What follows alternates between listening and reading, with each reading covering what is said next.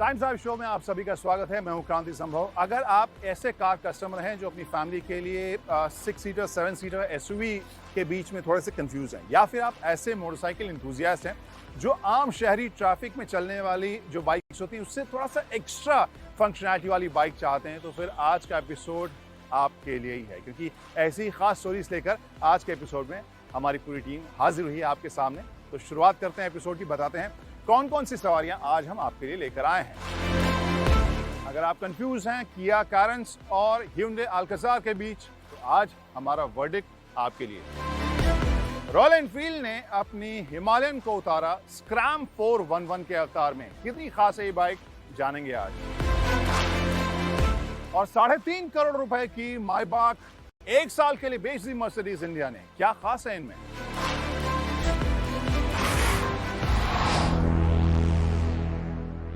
हमारी पहली कहानी बहुत ही इंटरेस्टिंग राइवलरी लेकर आ रही है। आपको याद होगा Hyundai क्रेटा और किया सेल्टॉस एक ही प्लेटफॉर्म पर तैयार गाड़ियां, लेकिन एक दूसरे से जोरदार तरीके से भिड़ रही थी। उसके बाद उसी प्लेटफॉर्म पर Hyundai ने अल्काज़ार बनाई और किया ने बनाई कैरेंस। अब एक दूसरे के सामने ये दोनों फिर से आ गए हैं। अगर आप इन दोनों के बीच में कंफ्यूज हैं तो फिर आज की ये कहानी आपके लिए। जिस तरह से एंट्री आसान करता है, वैसे ही एग्जिट भी आसान करता है। काफी कंफर्टेबली आपको कैरी करती है। ट्रिपल डिजिट जो स्पीड है वो खट से ये पकड़ रहा है। थोड़ी सी ज्यादा अग्रेसिव ये फील होती है। वेलकम टू दिस वीडियो, जिसमें हम करने वाले हैं कंपैरिजन एक नई कार किया कैरेंस का, एक ऑब्वियस सा कंपैरिजन, क्योंकि बहुत दिनों से इंतजार चल रहा था इन दोनों को किस तरह से आप कंपेयर करते हैं पेपर के ऊपर, स्पेक्स के ऊपर, परफॉर्मेंस के ऊपर, फीचर्स के ऊपर। लेकिन उससे पहले हमने सोचा कि गाड़ी नहीं है, तो इस वजह से हमने इसके टेस्ट ड्राइव रिव्यू को तरजीह दी। और सबसे पहले आपको हमने टर्बोचार्ज पेट्रोल वर्जन है उसका टेस्ट ड्राइव दिखाया, जो डीजल ऑटोमेटिक है उसका टेस्ट ड्राइव दिखाया, और अब बारी है इसके ऑब्वियस कंपैरिजन की, यानी किया कैरेंस वर्सेस Hyundai की अल्काज़ार।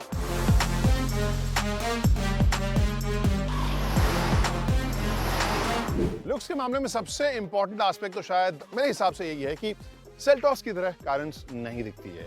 जो भी चेंजेस आप इसके फेस पर देख रहे हैं वो इसे बहुत ही डिस्टिंक्ट लुक दे रहा है, और ये एस्पेक्ट मुझे काफी अलग, काफी खास लगता है इस कैरेंस से जुड़ा हुआ। व्हाई? बिकॉज अगर हम अल्काज़ार को देखें तो ये आपको क्रेटा की याद दिलाएगी, चाहे वो हेडलैम्प क्लस्टर हो या ओवरऑल शेप हो। नया डिजाइन भले न लगे, लेकिन एसयूवी टाइप की फील इसमें आपको ज्यादा देखने को मिलेगी। लेकिन इंटरेस्टिंग चीज ये है, जो कि आपको डिमेंशन के कंपैरिजन दिखाते हैं, दोनों का डिमेंशन आपको बताते हैं, ये लंबी भी है, चौड़ी भी है, और इसका व्हील बेस भी ज्यादा है। यानी कैरेंस जो है डिमेंशन के हिसाब से जो अभी इसका चेहरा लग रहा है उतनी कॉम्पैक्ट है नहीं, ये आपको बड़ी दिखेगी। वैसे एसयूवी की शक्ल या फील देने में अल्काज़ार की 2 और चीजें मदद कर रही है। एक तो इसका 18 इंच का व्हील है, और साथ में साइड बोर्ड, जो साइड बोर्ड इसमें नहीं है, प्लस जो व्हील है इस कैरेंस में वो आपको 16 इंच का देखने को मिल रहा है।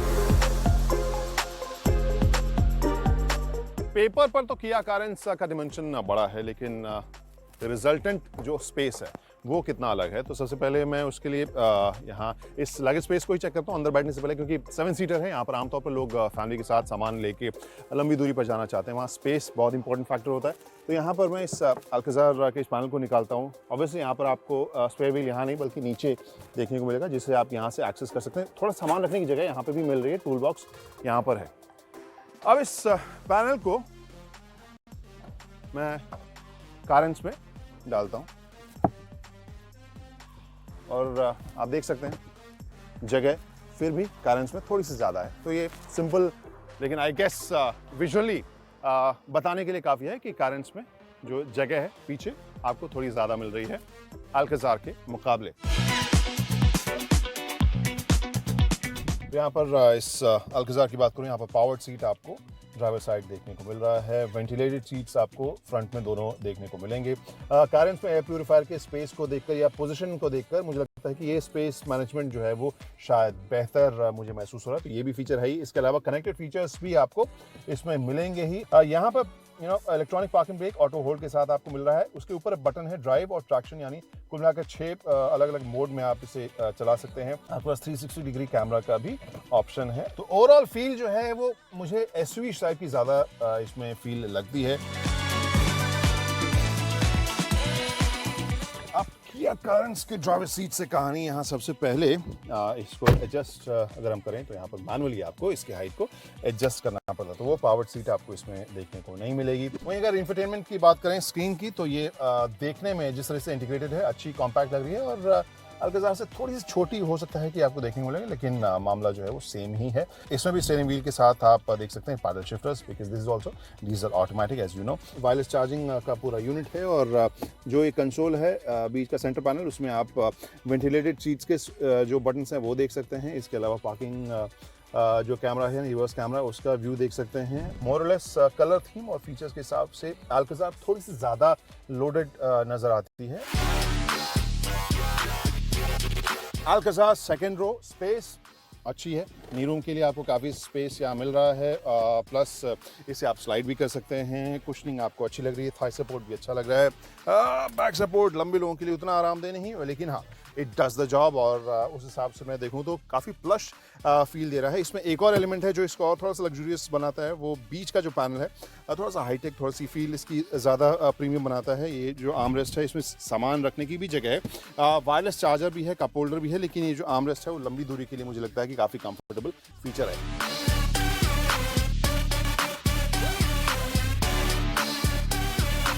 Kranti Sambhav reporting from the second row of Kia Carens, और यहाँ पे क्या कुछ अलग आपको देखने को मिलेगा अल्काज़ार के मुकाबले। तो जो फील है यहाँ पर सिमिलर चीज़ क्या है, ट्रे यहाँ पे भी देखने को मिलेगा। ये वाला जो हिस्सा है बिल्कुल आपको अल्काज़ार का सिमिलर वर्जन मिलेगा। यहाँ पे भी आपको एक सनब्लाइंड देखने को मिल रही है। अब बात करते हैं उस फर्क की जो आपको कारेंस में साफ सबसे पहले नज़र आता है, और वो एक तो एसी वेंट्स हैं जो आपके सर के ऊपर से आपको ठंडी हवा फेंकता है। आई थिंक ये ज़्यादा एफिशिएंट मुझे फील होता है। इसके अलावा आप एयर प्यूरीफायर जो है वो ड्राइवर सीट के पीछे आपको फिट होगा, इस वजह से ऐसा ट्रे आपको राइट साइड वाले में नहीं मिलेगा।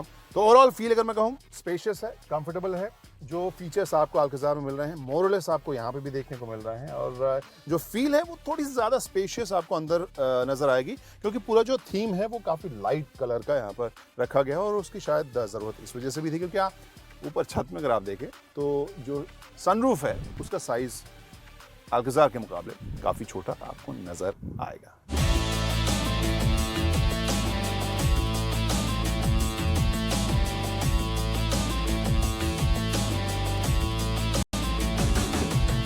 अब थर्ड रो किया कारेंस के, और ये मुझे सबसे बड़ी यूएसपी या एक खास यूएसपी इसकी ज़रूर लगती है, और वो है ये बटन। एक बटन दबाइए और जो सेकेंड रो है सीट वो पूरी तरह से टम्बल डाउन कर जाती है। एंट्री ये काफ़ी आसान कर देती है, इवन मेरे हाइट के इंसान के लिए भी। तो यहाँ पर जो बैक सपोर्ट है या कुशनिंग है मुझे कंफर्टेबल लग रही है। दो लोगों के लिए आपको शोल्डर रूम भी मिल जाएगा। हेडरूम की अगर बात करें एवरेज इंडियन हाइट के लिए वो भी आपको मिल जाएगी। थाई सपोर्ट ऑब्वियसली इस रो में बहुत ज़्यादा आप एक्सपेक्ट नहीं कर सकते, उस हिसाब से ही आपको एक्सपेक्टेड ही यहाँ थाई सपोर्ट मिलेगा, और नी रूम भी आपको यहाँ पर ठीक ठाक एवरेज हाइट के लिए देखने को मिल रहा है। गाइस अब बारी Hyundai अल्काज़ार के थर्ड रो की। यहाँ पे आपको इस लेवर को आप उठाएं तो यहाँ पर फोल्ड करेगा, टम्बल करेगा, जहाँ कारेंस में सिर्फ एक बटन से आपको ये फीचर मिल रहा है। वो एक यूनिक चीज़ उसमें आपको ज़्यादा बेहतर लगेगी। वो वाली सीट भी आप कारेंस और अल्काज़ार दोनों में ही टम्बल और फोल्ड दोनों कर सकते हैं, यानी पीछे अगर दोनों साइड से एंट्री आसान है, लेकिन हाँ कारेंस में इस साइड से ज़्यादा आसान है। अब इसमें थर्ड रो की एंट्री अगेन कंफर्टेबल आपको लगेगी। अब बात करते हैं स्पेस और कंफर्ट की थर्ड रो में। यहाँ पे नी रूम आपको कारेंस से थोड़ा सा कम महसूस होगा। थाई सपोर्ट लगभग वही कहानी है जो कि कारेंस में है। बैक कुशनिंग और हेडरूम आपको बहुत ही कंपेरेबल लगेगा, और जो वेंट्स हैं वो आपको साइड में देखने को मिल रहे हैं। कारेंस में आपको छत पे मिलते हैं, लेकिन यहाँ पर एसी वेंट्स का जो कंट्रोल है ब्लोअर का, उसका भी कंट्रोल आपको यहाँ पर दिया गया है।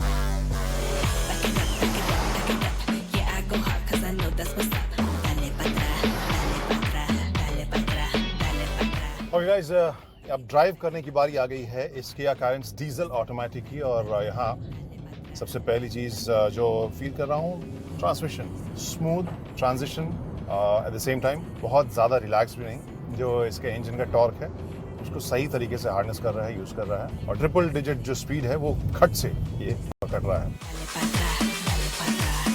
राइड क्वालिटी की पहले मैं बात कर लेता हूँ, क्योंकि जो आपने पहला रिव्यू देखा होगा उसमें भी मैंने इस बात का जिक्र किया था कि ये अब पहले से बेहतर कंफर्ट मोड में सेटिंग, इसकी सस्पेंशन की सेटिंग मुझे महसूस होती है। सो ये ज़्यादा रिजिड आपको फील नहीं होगी, और जो ऊबड़ खाबड़ या जो सड़क टूटी हुई थी वहाँ पे भी ये काफ़ी कंफर्टेबली आपको कैरी करती है। सो किया कारेंस आई गेस एक क्रिस्प, कंफर्टेबल और तेज तर्रार ड्राइव इस डीजल वर्जन की मैं ज़रूर कहूँगा। तो आप कहेंगे क्या कोई कमी नहीं है? तो एक कमी शायद आप सुन पा रहे हो यहाँ पे कैबिन के अंदर जो इंजन की आवाज़ है वो आप ज़्यादा महसूस करेंगे। गाइस, अब अल्कज़ार के ड्राइव की बारी है, जहाँ पे सबसे पहली चीज़ जो नज़र आएगी वो सिमिलैरिटी अगर मैं कहूँ तो वही इंजन की आवाज़ आप कैबिन के अंदर तक सुन ही पा रहे हैं। दूसरी चीज़ जो अलग नज़र आ रही है कारेंस के मुकाबले वो है इसकी राइड क्वालिटी की फील। हल्की से ज़्यादा ये एसयूवी टाइप की आपको फील होगी, थोड़ी सी ज़्यादा उस मामले में रिजिड लगेगी।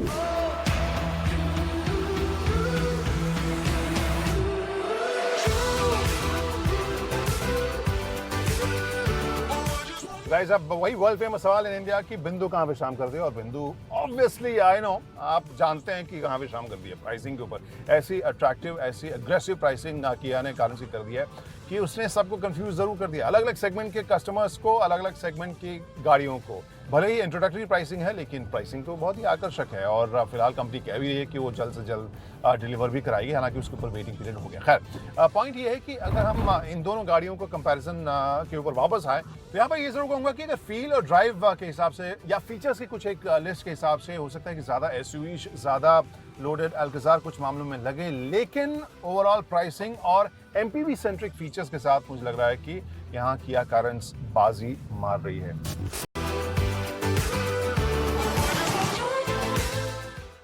सोचिए कि आप अरबपति हैं, 4 करोड़ के आसपास आपके पास रुपए हैं और आप तुरंत एक कार खरीदना चाहते हैं, तो दुनिया में कौन सी ऐसी कार होगी जो नहीं आप खरीद पाएंगे? मायबाख 680 आप नहीं खरीद पाएंगे, क्योंकि इंडिया में लॉन्च हुई है, लॉन्च होते ही 1 साल के लिए पूरी बुक भी हो गई, बिक भी गई।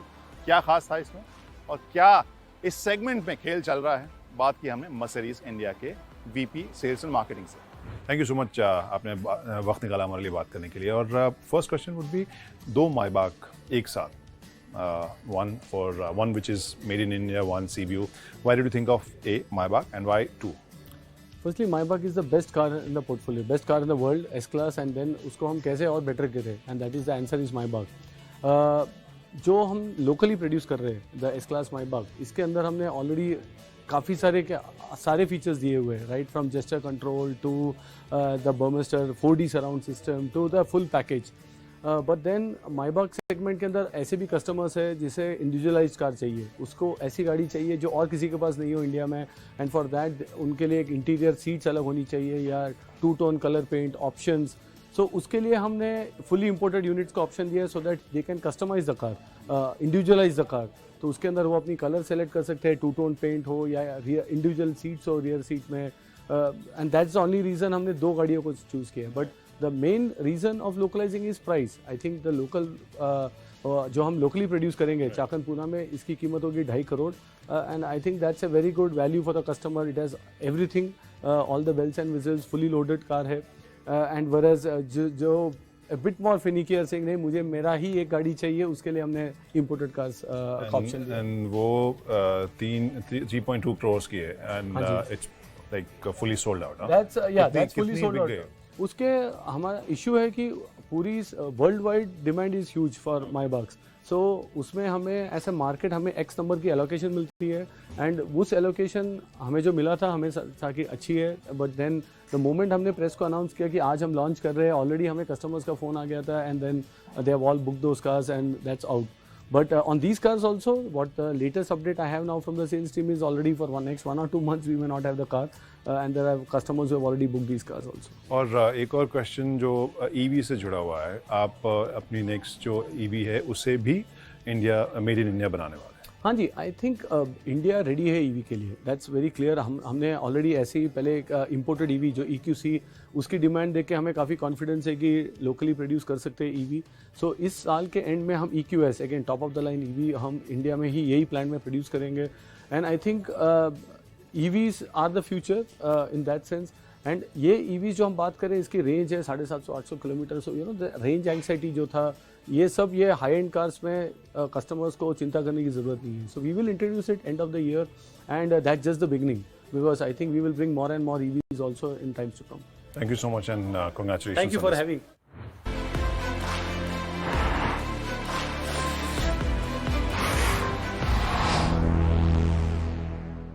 नमस्कार मेरे प्रिय दर्शकों, स्वागत है आप सभी का टाइम्स ड्राइव के इस वीडियो में. मैं हूं अंकुर तनेजा और आज इस वीडियो में हमारी सवारी है रॉयल एनफील्ड की नई हिमालयन स्क्रैम 411. पहले बात करते हैं हिमालयन और स्क्रैम में क्या अलग और क्या सेम देखने को मिलता है. तो इसमें जो है सीट हाइट वो हिमालयन के मुकाबले 5 mm कम है. फिर जो इसका ग्राउंड क्लियरेंस है वो भी 20 mm कम है हिमालयन के मुकाबले. फिर जो इसका हैंडल बार का पोजिशनिंग है वो 60 mm क्लोजर और 20 mm लोअर हिमालयन के मुकाबले देखने को मिलता है. ब्रेक्स जो है दोनों बाइक्स में सेम है. डिस्क ब्रेक आगे पीछे दी गई है. ABS इसमें मिलता है, बस स्विचेबल ABS का ऑप्शन इस मोटरसाइकिल में नहीं है. और जो रियर ग्रैब रेल है ये भी डिफरेंट देखने को मिलेगा. हिमालयन में आपको यहाँ पे रैक मिलता है तो वो लेंथ में भी थोड़ा डिफरेंस इस वजह से आया है. इसके अलावा इसका जो वेट है वो हिमालयन के मुकाबले 5 kg कम हो गया है.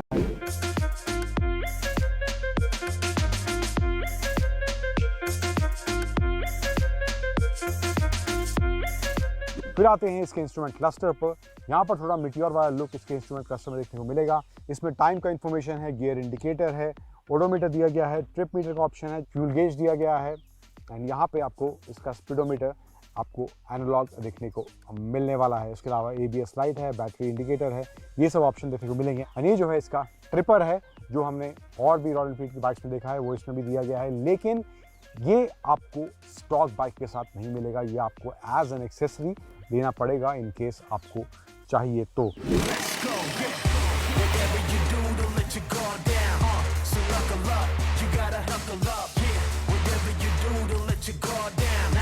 तो अब बात करते हैं इस रॉयल एनफील्ड की हिमालयन स्क्रैम 411 के राइड एक्सपीरियंस की. परफॉर्मेंस कैसा है, राइड क्वालिटी कैसी है, तो पहले कुछ आंकड़ों पर नजर डालते हैं.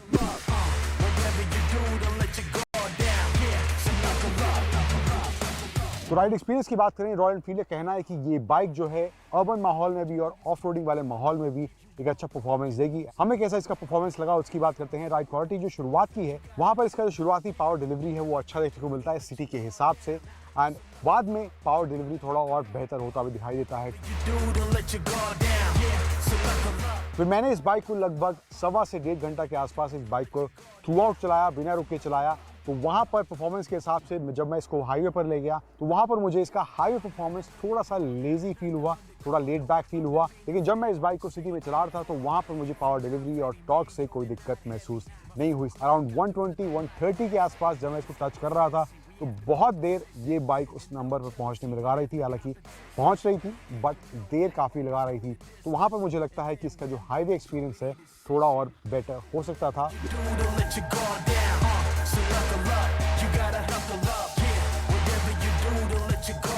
लाइट फील होती है और राइड क्वालिटी भी इसकी अच्छी मुझे महसूस हुई, चाहे वो सिटी की बात थी या फिर इसके हाईवे राइड एक्सपीरियंस की बात थी. कंफर्ट का फैक्टर भी मुझे इस बाइक में सॉर्टेड लग रहा है. सस्पेंशन सेटअप, चाहे सडन बम्प्स हैं, सडन स्पीड ब्रेकर्स आते हैं तो वहाँ पर भी सीट कंफर्ट और सस्पेंशन सेटअप दोनों कॉम्बिनेशन में एक अच्छा कंफर्ट आपको प्रोवाइड इस स्क्रैम में ज़रूर करने वाले हैं.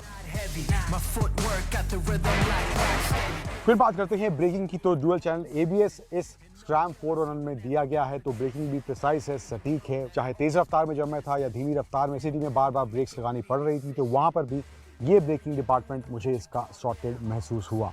अब एक सवाल जो मैंने शुरुआत में रखा था कि हिमालयन होने के बावजूद क्यों ज़रूरत पड़ी रॉयल एनफील्ड को इस स्क्रैम को लाने की. तो जैसा पोजिशनिंग हमें हीरो की एक्सपल्स 200 और 200T में देखने को मिलता है, शायद वैसा ही कुछ पोजिशनिंग रॉयल एनफील्ड इस बाइक के साथ भी करने की कोशिश कर रही है ताकि वो अर्बन और ऑफ रोड वाला मिक्सचर आपको एक रॉयल एनफील्ड की इस स्क्रैम में मिल सके. काफ़ी देर तक मैंने इस बाइक के साथ ऑफ रोडिंग भी की तो वहाँ पर भी कंफर्ट को लेकर, परफॉर्मेंस को लेकर कोई दिक्कत मुझे इस बाइक के साथ महसूस नहीं होगी. चाहे वो ख़राब सड़कों की बात हो या ग्रेवल की बात हो या आप इसके साथ अगर थोड़ा बहुत ऑफरोडिंग भी करना चाहते हैं तो वहाँ पर भी ये बाइक अच्छे से परफॉर्म करती है और कंफर्ट भी अच्छा खासा इसमें देखने को मिलता है। ओवरऑल एज ए पैकेज की बात करूँ इस हिमालयन स्क्रैम के बारे में तो वहाँ पर प्राइस के हिसाब से मुझे ये बाइक सॉलिड लग रही है। बहुत ज़्यादा प्राइस रॉयल एनफील्ड ने इसका नहीं रखा है, लेकिन कुछ चीज़ें हैं, थोड़ा बहुत सिमिलरिटी वाला फैक्टर जो हिमालयन से मिलता जुलता है वो इंटेंशनली रॉयल एनफील्ड ने किया है, बट थोड़ा बहुत डिस्टिंक्ट फैक्टर मुझे लगता है इसके साइड प्रोफाइल में मिसिंग है, तो वो थोड़ा बदलाव मुझे लगता है हो सकता था। थोड़ा परफॉर्मेंस हाईवे के हिसाब से और बेटर हो सकता था, but overall design, features, ride quality, handling और परफॉर्मेंस स्पेशली सिटी को लेकर इस बाइक का मुझे सॉर्टेड लग रहा है। तो अगर आप एक ऑन रोड और ऑफ रोड वाला मिक्सचर रॉयल एनफील्ड की तरफ से एक्सपेक्ट कर रहे थे इस सेगमेंट पे, तो वहाँ पर मुझे लगता है ये स्क्रैम आपके लिए एक अच्छा पैकेज ज़रूर बन सकती है।